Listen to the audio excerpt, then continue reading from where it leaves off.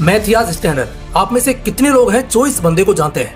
आप में से बहुत सारे लोग तो ऐसे होंगे जिन्होंने इसका नाम तक पहली बार सुना होगा, लेकिन कोई दिक्कत नहीं, तुम इस बंदे की दर्द भरी और आग लगा देने वाली दास्तान आज इस वीडियो में जानने वाले हो। और अगर आप में से कोई ऐसा है जिसने कभी भी किसी को प्यार किया है तो आप तो ये वीडियो जरूर से जरूर देखना। इसमें आपको पता लगेगा कि एक इंसान अपने प्यार के लिए क्या कर सकता है। तो ये कहानी है मैथियास स्टैनर, एक मशहूर वेट लिफ्टर की, जिन्होंने अपनी मेहनत से अपना और अपनी वाइफ का सपना पूरा किया और दुनिया में खूब नाम बनाया। आज के इस वीडियो में हम मैथियास स्टैनर की लाइफ के सबसे इंटरेस्टिंग इंसिडेंट्स को जानेंगे। तो चलिए बिना समय गंवाए इस इंटरेस्टिंग जर्नी की शुरुआत करते हैं और इनके लाइफ के बारे में जानते हैं। ये कहानी शुरू होती है ऑस्ट्रिया से।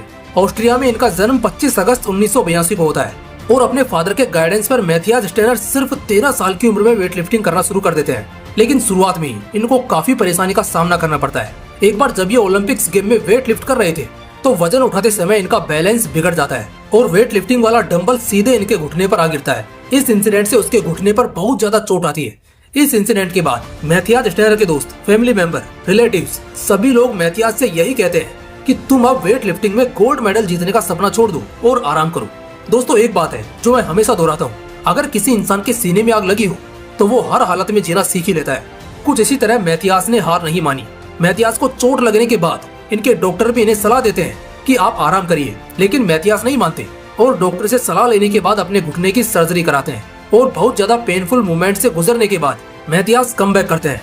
मैथियास समझते हैं कि मैं ठीक होने के बाद आसानी से अपने सपने को पूरा कर सकता हूँ और इंटरनेशनल टूर्नामेंट में गोल्ड मेडल जीत सकता हूँ, और इसी उम्मीद से वो फिर से ऑस्ट्रिया में तैयारी करते हैं और ऑस्ट्रिया की तरफ से 2004 में फिर एक बार इंटरनेशनल टूर्नामेंट में पार्टिसिपेट करते हैं और वो वेट लिफ्टिंग करते हैं। लेकिन टूर्नामेंट के समय पर मैथियास अपना 100% नहीं दे पाते और 7th रैंक पर रहते हैं। इसके बाद ऑस्ट्रिया फेडरेशन में पॉलिटिक्स के चलते नेशनल कोच बदल जाता है और इस कोच के बदलने से मैथियास को भी कुछ प्रॉब्लम्स फेस करनी पड़ती हैं और ये प्रॉब्लम्स धीरे धीरे इतनी बढ़ जाती हैं कि मैथियास को अपना देश ही छोड़ना पड़ जाता है। दोस्तों, काफी रिसर्च करने के बाद भी ये तो क्लियर पता नहीं चल पाया कि इन्होंने ऑस्ट्रिया क्यों छोड़ा, लेकिन हाँ, ये सच्चाई है कि मैथियास इंटरनेशनल टूर्नामेंट में गोल्ड मेडल जीतने के लिए ऑस्ट्रिया को छोड़कर जर्मनी में आ जाते हैं। जर्मनी में आने के बाद मैथियास को लगातार 2 साल तक यहाँ की सिटीजनशिप नहीं मिल पाती है और इसी वजह से ये यहाँ के इंटरनेशनल टूर्नामेंट में पार्टिसिपेट नहीं कर पाते हैं। इसी दौरान एक दिन मैथियास की मुलाकात जर्मन की सुसान स्टैनर से होती है और बाद में यही दोस्ती प्यार में बदल जाती है और प्यार होने के बाद ये दोनों जर्मनी के रीति रिवाज से शादी भी कर लेते हैं। शादी करने के बाद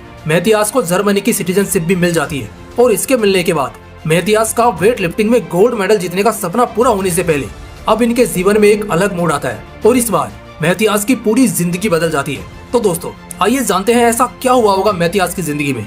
मैथियास की शादी के बाद सुसान भी मैथियास को पूरा सपोर्ट करती है और सुसान स्टैनर उससे वचन लेती है कि तुम वेट लिफ्टिंग में गोल्ड मेडल जरूर जीतोगे, और मैथियास स्टैनर भी अपनी वाइफ से ये वादा करते हैं कि वो एक दिन जरूर गोल्ड मेडल जीतेंगे। लेकिन कहते हैं ना, कुछ कहानी अधूरी रह जाती है, बस आगे यही होना था।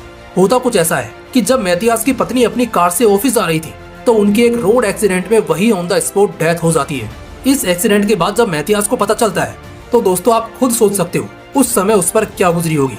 इस घटना के बाद मैथियास बहुत डिमोटिवेट हो जाता है और डिप्रेशन में चला जाता है, लेकिन तभी उसे अपनी वाइफ का वादा याद आता है और वो खुद को इस सिचुएशन से बाहर निकालता है और फिर से कमबैक करता है। वो पूरी मेहनत के साथ तैयारी करता है। मैथियास ने 2004 में जर्मनी आने से पहले ऑस्ट्रिया में वेट लिफ्टिंग करी थी, जो मैं आपको पहले भी बता चुका हूँ, लेकिन उस ओलंपिक गेम में मैथियास अपना 100% नहीं दे पाए थे और इसी वजह से मैथियास 7th रैंक पर ही रह गए थे।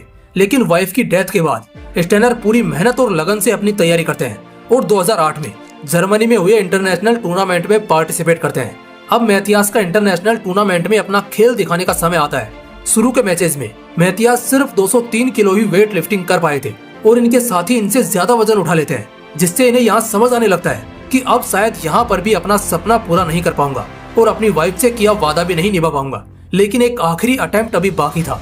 लास्ट अटेम्प्ट में पूरे जुनून के साथ मैथियास स्टेज पर आते हैं और पूरी ताकत लगाकर अपने सपने को और अपनी वाइफ से किए हुए वादे को याद करके वो आखिरी बार में वजन उठा लेते हैं। और पता है, यहाँ पर मैथियास 261 किलो वजन उठाते हैं, जो उसने अपनी जिंदगी में पहले कभी नहीं उठाया था, और ये करके वो ऐतिहासिक जीत अपने नाम कर लेते हैं और बन जाते हैं ओलंपिक गोल्ड मेडलिस्ट। इस गेम को जीतने के तुरंत बाद मैथियास स्टेज पर रोने लगते हैं। इस इंटरनेशनल टूर्नामेंट को जीतने के बाद जब वो स्टेज पर अवार्ड लेने जाते हैं तब उनकी वाइफ का फोटो लेकर जाते हैं। मैथियास कहते हैं कि जब मैं आखिरी बार वेट लिफ्ट कर रहा था तब मुझे ऐसा लग रहा था कि मेरे साथ मेरी वाइफ भी उस वजन को उठाने में मेरी मदद कर रही है दोस्तों इस पूरी कहानी को सुनने के बाद आपको मैथियास स्टैनर की इन 2 बातों को जरूर याद रखना चाहिए, जो कुछ इस तरह से है।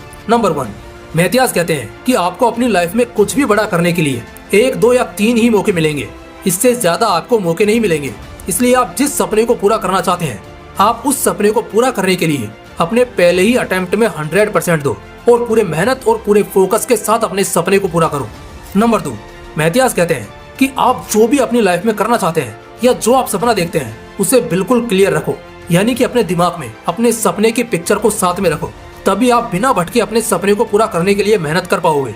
वो कहते हैं कि अगर मैं अपने सपने को नहीं देखता और अपने सपने को क्लियर नहीं रखता तो मैं भी कभी ओलंपिक में गोल्ड मेडल नहीं जीत सकता था। मैंने अपने सपने को क्लियर रखा और इसी वजह से आज मैं सफल हुआ। दोस्तों कुछ लोग ऐसे होते हैं जो सपने तो देखते हैं लेकिन उनको खुद ये क्लियर नहीं होता कि मुझे यह काम करना चाहिए या नहीं। दोस्तों आप में से कितने लोगों ने ये कहानी पहले भी सुन रखी है, कमेंट बॉक्स में जरूर बताना। और हाँ, अगर वीडियो अच्छा लगा तो इसे लाइक करना और अपने दोस्तों के साथ जरूर शेयर करना। फिर मिलते हैं इसी तरह के एक और बवाल वीडियो के साथ। जय हिंद, जय श्री कृष्णा।